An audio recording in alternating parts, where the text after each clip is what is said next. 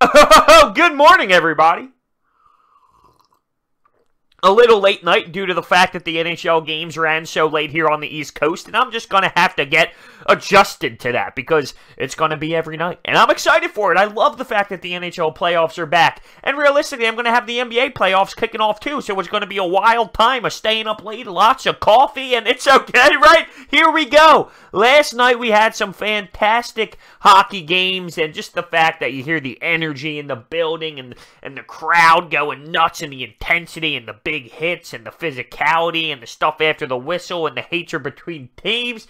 This is going to be a doozy, and we will start this off from what we saw last night in Tampa Bay. Are you kidding me? How does that happen? Tampa Bay, the favorite. Everyone thinks there's no way they don't win the cup. Now listen, it's one hockey game here, but for them to start it off like this, that's no good, and maybe this is a nice kick in the ass. Let's be real. They realize, holy hell, if we take our foot off the gas pedal, any team can come in here and beat us even when we're up 3-0. Maybe this is a blessing in disguise for the Tampa Bay Lightning because they're up 3-0 in this game. They look a little comfortable. Halfway through the second period, they allow a breakaway goal, so it's cutting the lead 3-1 instead of 3-0. And third period, they allow 3 goals. 3 goals. And a short-handed one, a power play goal, special teams came into a factor. Bobrovsky looked like the worst goalie in the NHL in the first period. The next 2, bang, bang, you're talking about Vezina winning trophy. It's crazy how he just turned the switch and he just flipped completely, a complete 180. But that's what happened with this entire team. But it starts with the Tampa Bay Lightning just taking their foot off the gas pedal. It's halfway through the second period. They think, oh, we have this in the bag, and so did I. Realistically, with last night, see, this is the problem with what goes on last night for me when it comes to games. 4 games on, right? There's a 7 o'clock game, a 7:30 game, an 8 o'clock game. I got the Phillies on my laptop, other TV set up. I'm like this, flipping through all the things. There's so much. When I see 3-0, I say to myself, okay, Tampa Bay's probably going to handle this. Let's flip on over to the Islanders and Penguins game. And I just see the score keep creeping and creeping and creeping. I flip back, and then bang, I see a bang! How does that happen? It's unbelievable. But the Blue Jackets, they show fight. I'm sure John Tortorella's just pumped about that bad boy. Just pumped about that, thrilled about that victory. But there's only one win. And do I still think Tampa Bay is going to be fine? Yes. I think this is a blessing in disguise in reality because now they realize, okay, listen, if we do this, we're going to have a well, actually, a short series because they're going to be kicked out. So maybe, just maybe it's a blessing in disguise, but kudos to the Blue Jackets for fighting and getting back into that hockey game because, you know, you're down 3-0 to a team that everybody favors to win the whole damn thing. That's not easy. That's not easy. And to start out playing the way that they did, and especially defensively with the netminder, that's an issue. And they turn it around completely.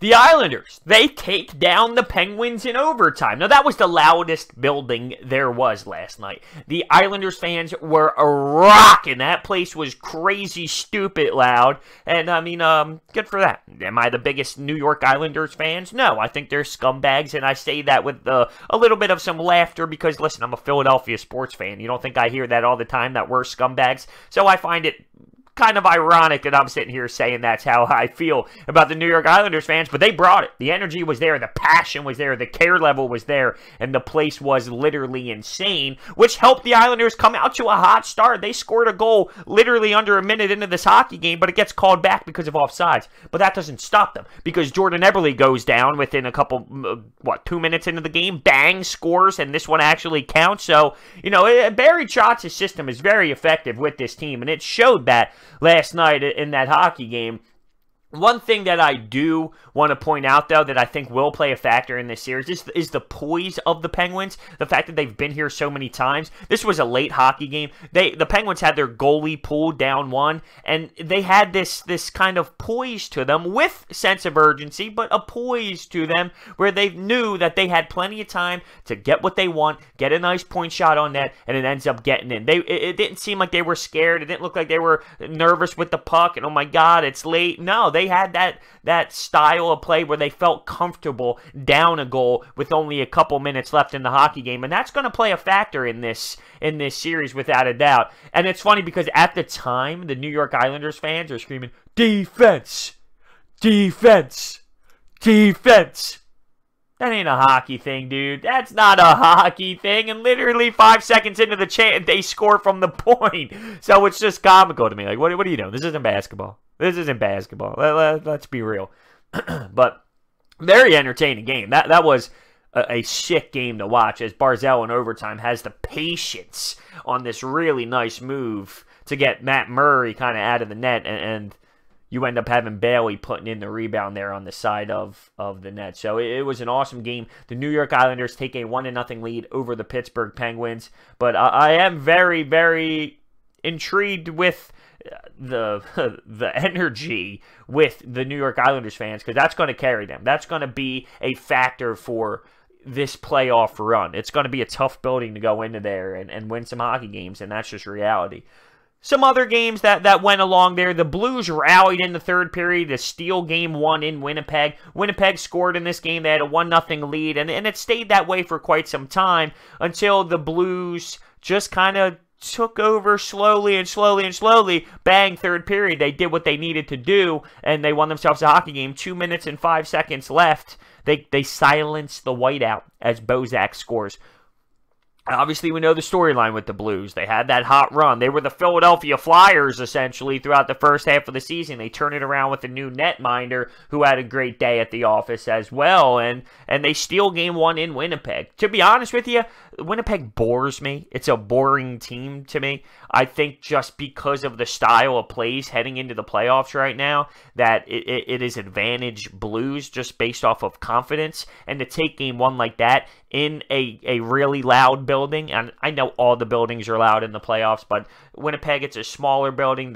It's louder due to the fact that it's smaller and it's crazy in there. And to silence them with a 2-1 victory in the third period, scoring both of your goals, very impressive. A very impressive start to a team that had such a magical ride to the finish, without a doubt.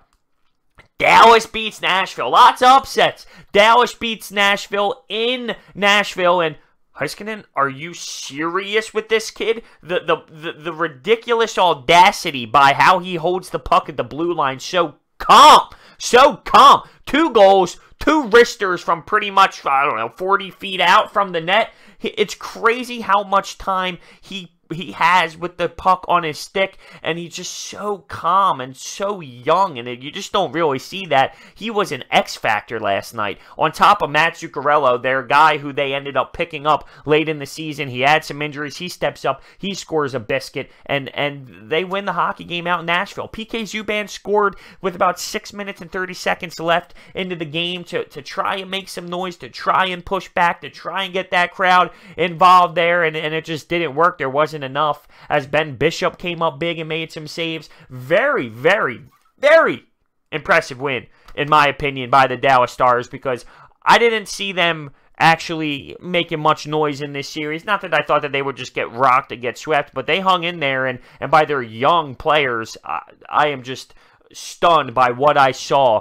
out of Heiskanen. He really did impress me. And I've seen him do that throughout the season. I know he can be that type of player. I know he can be that caliber player. But to see it in the playoffs, holding the puck at the blue line for a couple extra seconds, coming from my own personal experience, I get the puck up at the blue line. I got to get the hell rid of it and put it down by the goal line. I don't want to mess up and have a breakaway on the other side. This kid with that age, at that type of playoff atmosphere, get the hell out of here. Unbelievable. And lastly, the Sharks just handled Vegas. Just handled Vegas. Erik Karlsson logging in a ton of minutes. He had 2 assists. This series is going to be chippy. This game was very chippy, especially at the end. Evander Kane and Reeves are literally throwing sticks in each other's faces as they get kicked out of the game. Vegas loses 5-2. Brett Burns with a goal and an assist. This game was just filled with a lot of hatred, but a good hatred, a playoff hatred, which is very much well respected, and it's going to be very interesting to see how this bad boy plays out the rest of the way. Mark Stone was the only goal scorer for the Vegas Golden Knights, but I'm telling you, the Sharks pretty much handled this. You have Joe Pavelski scoring goals with his face as he's sitting net front trying to muck and grind in the blue paint, which is just awesome to see. Well, not awesome to see him get hit in the face with a puck, but that's hockey, right? You score a goal with a puck to the chin, and 2 seconds later you got a strap on, bang, you're going back out there and you're going out with the boys. I love it. It's just phenomenal. So what a crazy day for the NHL playoffs. Let me know your thoughts down below on these games. I can't wait for tonight's games to kick off, to drop, if you will, for the puck to drop. It's going to be just an awesome playoff, and I'm really pumped for it to be back. Let me know your thoughts down below. I'll see you next time.